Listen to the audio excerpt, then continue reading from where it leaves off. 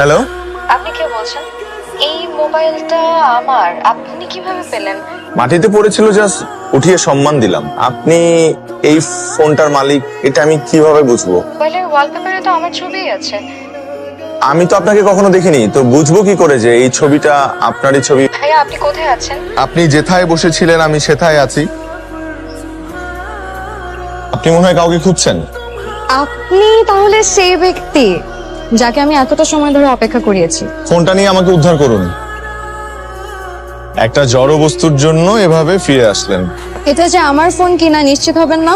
কোনটা যে আমার আর কোনটা যে আমার না সেটা বুঝতে বুঝতেই তো জীবন পার হয়ে যায়।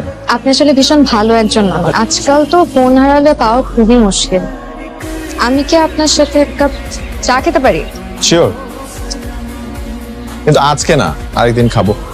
আপনার ওই কপালের টিপটা মাঝখান থেকে একটু একটু ডান দিকে হেলে গেছে। নীলা, আয়ান, কেমন আছেন? ভালো। আপনি এখানে? এক বন্ধুর সাথে আসছিলাম। আপনি কি হলে থাকেন নাকি? আমার বাসা উত্তরাতে। এভাবে বসেছেন কেন? পড়ে যাবেন তো। না, আমি ঠিক আছি। মামা মামির লগে রাইখা আমার তোরা ধরলেন। এই জন্যই বলেছিলাম ভালো মতন বসুন। কেউ যদি একটু হাত ধরে বসতো তাহলে পড়তাম না, বুঝছেন? আমার কোনো দোষ নেই। প্রথমবার কোনো সুন্দরী নারীর সাথে বসে তেয়ারি খাচ্ছি। আপনি কিন্তু বেশ মজা করে কথা বলতে পারেন। হ্যালো, কই তুই? আমাকে আসলে একটা সুন্দরী পরী কিডন্যাপ করে নিয়ে আসছে। পরিবালি কই? তুই ছোটবেলায় পরীর গল্প শুনিস না? হ্যালো, আপনাকে এত রাতে ফোন দিয়ে মনে হয় ডিস্টার্ব করলাম। আরে না না, কি করছিলেন? তেমন কিছু না। কাল তো শুক্রবার, আপনি কি বিকেলে ফ্রি আছেন? কেন? ভেবেছিলাম নিউ মার্কেটে যাব কিছু বই কিনতে। সঙ্গ দেওয়ার জন্য তো যাওয়াই যায়। দেখা হচ্ছে তাহলে। আচ্ছা, আয়ান, বসুন না।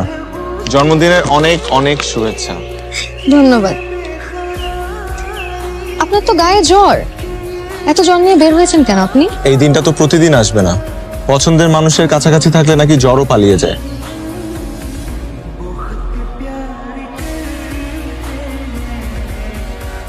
সরি, কখন যে ঘুমিয়ে গিয়েছিলাম আমি। I love you. আমি তোমাকে ভালোবাসি। আমি জানি তুমিও আমাকে ভালোবাসো।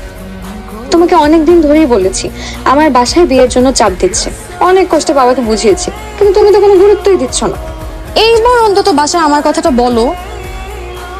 বাবার ভয়ে যদি এরকম আজীবন চুপচাপ থাকো তাহলে কিন্তু পস্তাতে হবে। ঠিক আছে, আমি আজকেই বলবো।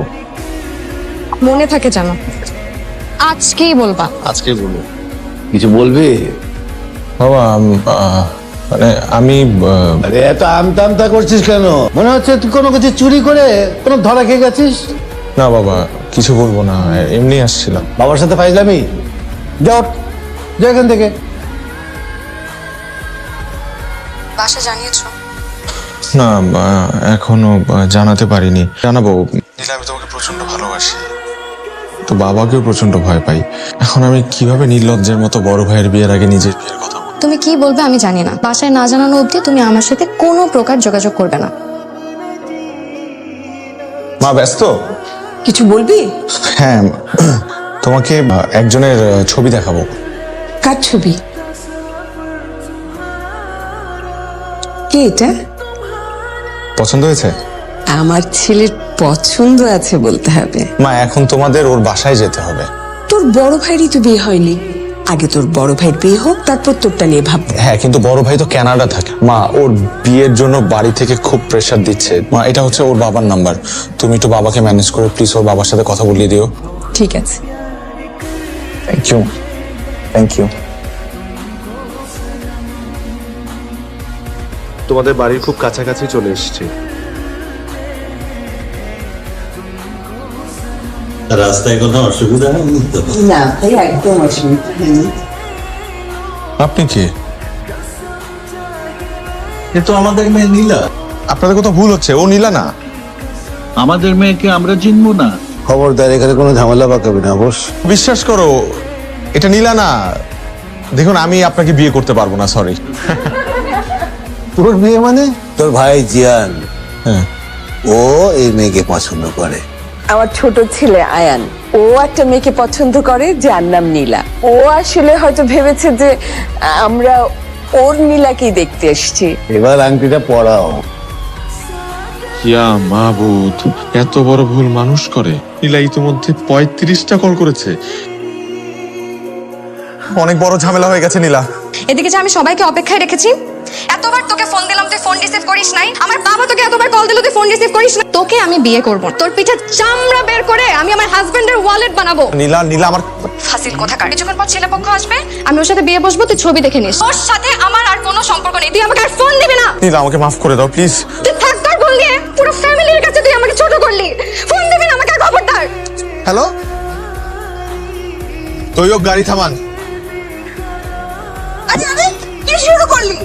এই কি সমস্যা, গাড়ি থেকে নামলি কেন? আমি কোথাও যাব না, আমি যাব নীলাদের বাড়িতে। নীলাদের বাড়িতে যদি আজকে আমি না যাই তাহলে আমার সর্বনাশ হয়ে যাবে। বাবা, আমি সকাল থেকে জানতাম তোমরা আমার নীলার বাড়িতে যাচ্ছ, কিন্তু পরে গিয়ে আমি জানতে পারলাম তোমরা আমার বড় ভাইয়ের জন্য আরেক নীলাকে খুঁজে বের করেছো। মা, একটু বোঝাও না বাবাকে। তোর বিয়ে করার এখন যোগ্যতাই পাই। আমার বিয়ে করার যোগ্যতা হয় নাই। আমার একটা ভালো কোম্পানিতে চাকরি পাওয়ার যোগ্যতা হয়েছে, কিন্তু আমার বিয়ে করার যোগ্যতা হয়নি। বাবা, আমাকে একটাবার বিয়ে করিয়েই দেখো বাবা। আমি 1 বছরের মধ্যে যদি তোমাকে দাদা ডাকে। গাধা ছেলে, তুই গাড়ি তোর, ওর গাড়িতে। ঘোমটাটা একটু তোলো। ঘোমটা করবো। আব্বা, আব্বা, আমাকে সবাই বলেছে বিয়ে ঠিক হওয়ার পর থেকে কপালে 2 টিপ পড়তে। কি চাতা বলছিস? পাত্রের বড় ভাই।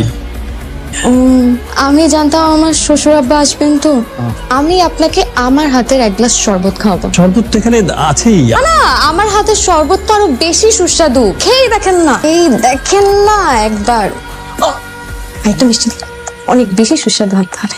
আরে নিন না ভাইয়া, আপনাকে 1 গ্লাস দিব। ভাইয়াকে কি বলছিস? ওর সঙ্গে তো তোর বিয়ের কথা চলছে। আমি তো ভেবেছিলাম পাত্র পরে আসবে, পাত্র চলে আসছে।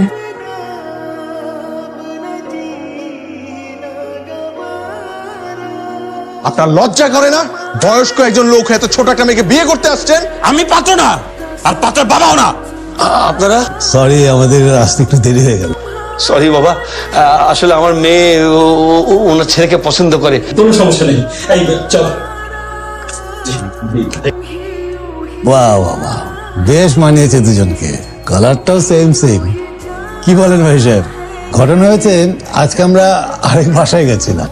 ঘটনাচক্রে ওর মেয়ের নামও হচ্ছে কি নীলা। আমার এই পাগল ছেলে মনে করেছে ওর নীলার বাসায় আমি যাচ্ছি। আমি তো জানতাম না ঘটনাটা, আজকেই জেনেছি ওর মার কাছ থেকে। তা এখন মনে হচ্ছে আমার বড় ছেলের আগে এই পাগলটাকে বিয়ে করাতে হবে, যদি আপনার সম্মতি থাকে।